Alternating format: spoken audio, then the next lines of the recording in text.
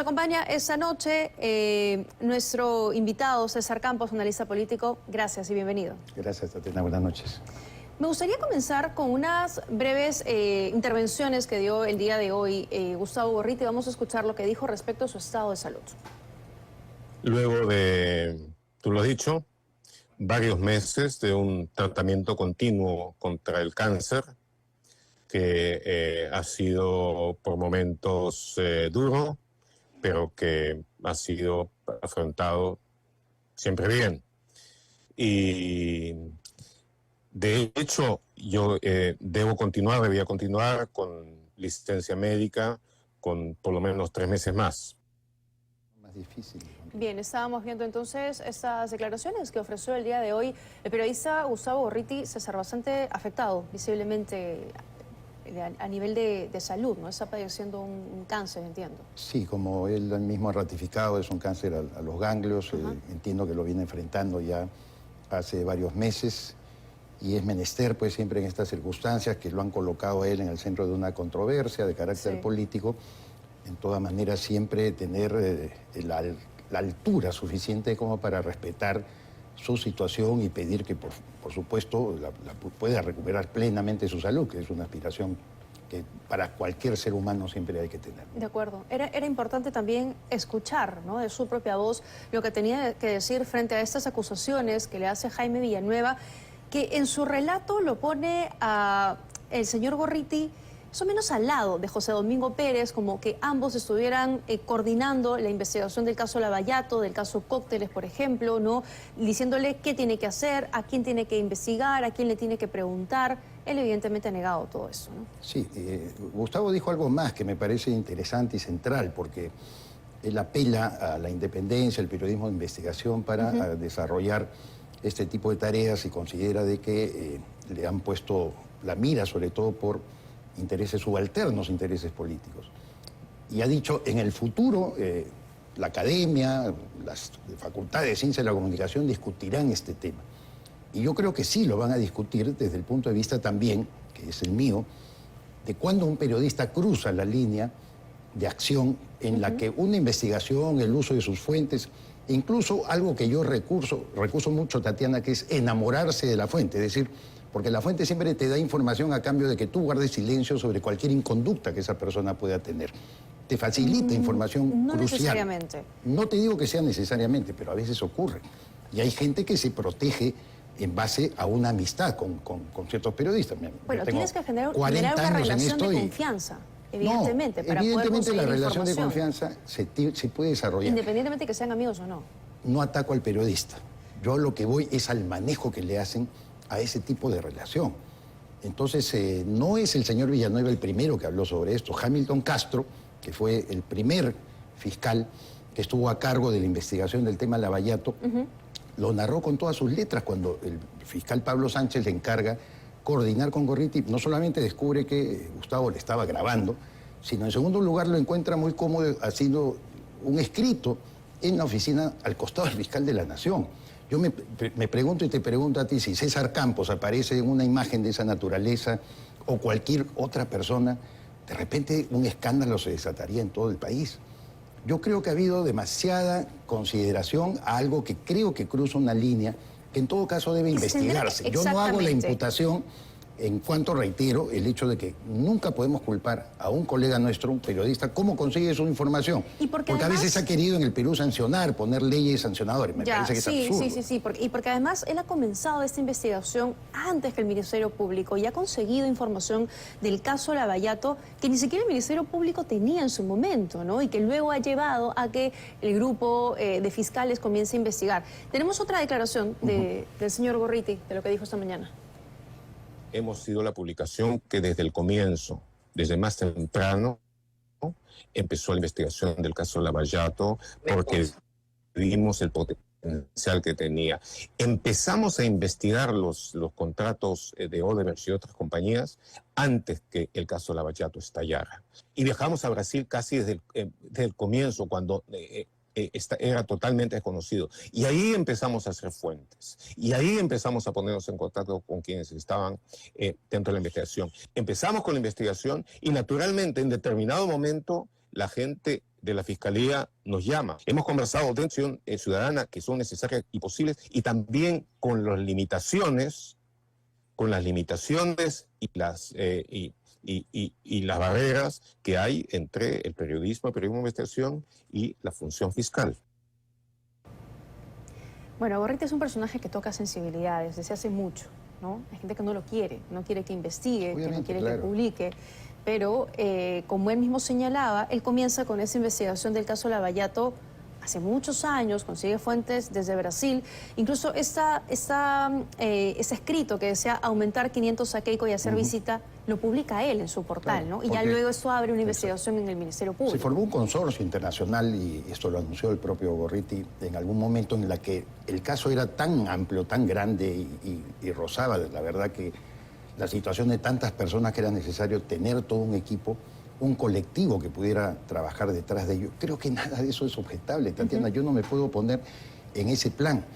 El problema está en cómo se maneja a veces cierta información privilegiada, porque te lo voy a poner a través de un ejemplo de alguien que participaba en Curitiba en las mismas diligencias en las cuales estaba presente los fiscales Rafael Vela, Barba y también José Domingo Pérez. César Romero, de la República. Yo tengo guardados los chats, porque eso me llamó la atención, en la que él, de los 4 o 5 periodistas, los que iban de Convoca, los que iban de IDL, todos recibían la información online, por supuesto, de parte del señor Pérez o del señor Rafael Vela. Ya, como te digo, yo no voy a acusar a los periodistas de cómo consiguen su información. De acuerdo. El que se quejó fue César Romero, de la República. ¿Por qué lo habían bloqueado él? Porque él había estado cercano a su fuente anterior, que era Hamilton Castro. Entonces, hasta se produjo un fraccionamiento. Vi después que Romero había, digamos, retirado esos tweets. Yo tengo las copias, los chats de su legítima protesta. Entonces, esto quiere decir de que hay información a veces privilegiada que se maneja con cierta orientación, sesgos, e incluso a un colega mismo lo aíslan. Era el único, te repito, de los 4 o 5 que iban a Curitiba que no tenía acceso a la información porque le habían puesto la cruz los con su fiscales. Información, evidentemente. Pero no quiere además, siendo un periodista, perdóname, judicial, ¿quién no conoce a César Romero? Tú no puedes discrepar de cualquier periodista. Yo no me quiero meter, quiero ser muy claro en eso. Esto seguramente va a ser materia de investigación, efectivamente, hasta el punto de que, claro, aquí lo que hay que aclarar es si el señor, por ejemplo, José Domingo Pérez, le pasaba información, compartía algo. Se descubren a él, ¿no? Porque al periodista no pueden sancionarlo. El periodista hace su tarea. Si tiene la información, la tiene que publicar, evidentemente. Y en el caso de los fiscales, entiendo que es una sanción disciplinaria, administrativa, por compartir información. Ahí es donde se tiene que probar algo que ellos están violentando. Definitivamente lo violentan, que es la reserva de un proceso. Eso te puede pasar a ti, Tatiana, me puede pasar a mí, y no es una garantía. Y nosotros no tenemos una aureola de santos como periodistas para evitar de que nuestra acción no permita siquiera una investigación. Pasó cuando concurrieron a IDL, todos lo hemos visto, cuando Carlos Rivera, la propia Romina Bella le dicen, Gustavo estaba muy ofuscado, y no quería sino hacer todo un laberinto de una diligencia normal que estaba haciendo un fiscal para solicitarle, si era posible, tener la fuente original de la información que él había publicado sobre el caso Lavallato. De tal manera que aquí hay cosas sí que revisar. Yo no estoy haciendo imputación concreta, es un delito, no. Pero ¿sabes qué? Los periodistas no tenemos, en eso sí creo, que estar por encima de la ley. Te investigan a ti, me investigan a mí, cosa que han hecho, yo he sido querellado. Al final son todavía dichos de Jaime Villanueva. ¿Perdón? Al final son todavía dichos de Jaime Villanueva. Efectivamente. Creo que el tema es central porque no se trata de todo eso. Es que ¿sabes qué pasa ahorita? Que cada uno quiere coger lo que le conviene de Jaime Villanueva. Y entre ellos, por ejemplo, evidentemente, está el grupo de Keiko Fujimori, que se le viene el juicio y dicen, oye, no, paremos el inicio del juicio, no, mejor paremos toda la investigación, ¿no? Quieren tirar para su lado, quieren sacar un provecho. Pero mira casos como, por ejemplo, el de Alejandro Miro Quesada Cisneros, ¿no? Que él dice, oye, IPIS ha corrido, el Instituto Prensa y Sociedad, ¿no es cierto?, a solidarizarse con Gustavo, y ponen el nombre de Alejandro Miro Quesada Cisneros sin que a él le hubieran consultado. Eso no lo convierte en el malo ni que odie a Gustavo Gorriti. Gustavo Gorriti ha tenido un enfrentamiento duro con Ricardo Uceda, y tú tienes que recordarlo. Y Ricardo Uceda es el presidente, es uno de los directivos más importantes de IPIS. Lo ha acusado hasta de proteger a un delincuente de la época de la subversión, porque lo había acogido y había desarrollado toda información. Aquí hay mucho apasionamiento también de los propios colegas. O sea, hay roces, hay diferencias. No nos santifiquemos. Esto no es una lucha, para mí, te digo con toda sinceridad, Tatiana, de buenos justicieros y los malos que son nosotros. Tú tienes razón cuando dices, cada uno quiere jalar agua para su molino. Y eso es lo que se tiene que investigar a fondo. ¿Y tú crees que eso, por ejemplo, vaya a beneficiar a Keiko Fujimori? No tiene por qué beneficiarla, salvo el caso que hemos planteado Jaime Daltaos o mucha gente que opinamos, que la manera como se recibían recursos para las campañas no era considerado un delito hasta posterior a lo que haya ocurrido. Nosotros decimos eso no por defenderla a Keiko Fujimori.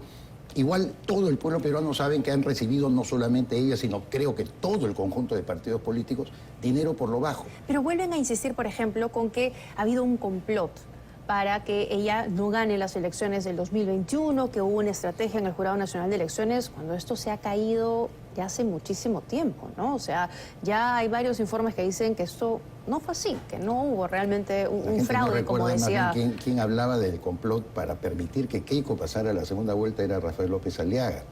Él señala y mostró una serie, por lo menos de evidencias que pudieron investigarse, en la cual se decía, a mí me quitan los votos, porque si yo pasara a la segunda vuelta sabiendo que él no tenía tanta resistencia del ciudadano peruano común y corriente como Keiko, de repente sí, pues es factible que en el manejo de los votos un 3%, ya, te voy a poner menos, un 1% puede marcar la diferencia de manipulación de votos. Y yo creo que más bien la trampa pudo haber venido por ahí. No estoy seguro de que Keiko, que de verdad ya era la tercera vez que postulaba y perdía las elecciones, lamentablemente no tiene el atractivo, el feeling que ella cree tener o sus propios partidarios, ¿no? Acá el cargamotón y las cosas operan, nos guste o no nos guste, pero operan. Y a la señora la marginaban, pues, evidentemente, la decisión del pueblo peruano. ¿Y qué piensas de lo que están, o de la posición que han tomado ahora los apristas, ¿no? Que, claro, el señor Villanueva dice que Vela le habría dicho, yo le di a Gorriti toda la información para acercar a García. ¿Tú crees que eso es posible? Es una palabra muy grave, eso de decir cercar. Lo leo textualmente. Sí, eso de decir cercar, sí, a mí me lleva a una connotación que, por supuesto, eso también tiene que investigarse. Porque todo el mundo ha recordado luego, cuando Gustavo se entera del suicidio de Alan García, la palabra que utiliza, ¿no? Porque él dice, de haber sabido que Alan García se quitaría la vida, yo le hubiera dado una tregua. O sea, Gustavo, estás en guerra, no estás buscando información, estás en guerra con una persona. Puede ser una actitud también puede ser una expresión, de repente... humana, ¿no? Frente a lo que está ocurriendo. Independientemente de que uno sea prisa o no, esto nos conmocionó a todos. Pero más allá de eso, creo que las cartas sobre la mesa, que investiguen a todos, que nos investiguen a todos. Todos tenemos que ser pacientes. Pero los apristas ya están culpando, le están dando la responsabilidad el año pasado una serie de periodistas firmamos una carta que le enviamos al presidente del Poder Judicial, porque yo veo con alarma eso. Cuando a veces alguien te querella y es el derecho ciudadano de decir, Tatiana Alemán se equivocó, dijo algo de más, creo que afectó mi honor, bueno, te lleva a los tribunales. A mí me pasó con un político que me llevó a los tribunales. A los periodistas les pasa muchísimo. Estuve un año. Yo toqué las puertas de IPIS. Adriana León, que era la secretaria general, simplemente no me hizo caso. Entonces yo digo también con derecho como periodista, oye, ¿por qué algunos, es un escándalo, y cuando otros pasamos problemas similares no nos atienden? ¿Te das cuenta? Yo creo que todos debemos, pero por último yo pienso que todos debemos estar igual frente a la ley. Sí. El ciudadano que nos está viendo ahora no tiene por qué considerar que Tatiana Alemán o César Campos está por encima de las normas. Es que no debe ser así. Somos ciudadanos y si cometemos un error, cometemos un perjurio, hacemos que una persona se sienta dañada en su honor, bueno, esa persona tiene derecho a la justicia. Gracias, César, por acompañarnos. Solo terminar diciendo que el fiscal de la Nación ha dicho esta noche que ha recibido más testimonios de Jaime Villanueva y que habrían otros personajes también involucrados. Así que todo investigable, todo tiene que investigarse. Y se han iniciado también ya algunas diligencias preliminares, ¿no?, sobre ese tema. Muy bien. Bueno, seguramente conversaremos más adelante también de eso. Gracias por acompañarnos. Nos vamos a una pausa.